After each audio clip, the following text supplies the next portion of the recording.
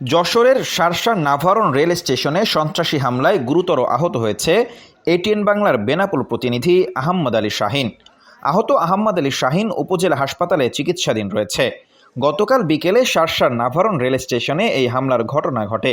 এতে তার camera, mobile ও motorcycle ভাঙচুর করা হয়।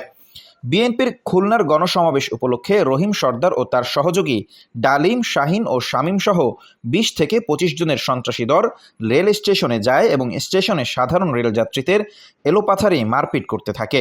অফিসের ছুটি শেষে এনজিও কর্মী ও রোগীর স্বজনদের ট্রেনে উঠতে বাধা দেয়।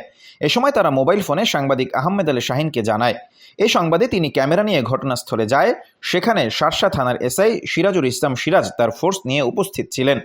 পুলিশের সামনে রহিম সর্দারের নেতৃত্বে তার সহযোগী ডালিম, শাহিন, ফন্টু ও শামীম সহ ১৫ থেকে ২০ জন আহম্মদ আলী শাহিনকে বেদম প্রহার করে ক্যামেরা ছিনিয়ে নিয়ে যায়। সন্ত্রাসীদের হামলায় আহম্মদ আলী শাহিন গুরুতর আহত হলে স্থানীয়রা তাকে উদ্ধার করে উপজেলা হাসপাতালে ভর্তি করে। বর্তমানে সে উপজেলা হাসপাতালে চিকিৎসাধীন রয়েছে। মামলার প্রস্তুতি চলছে।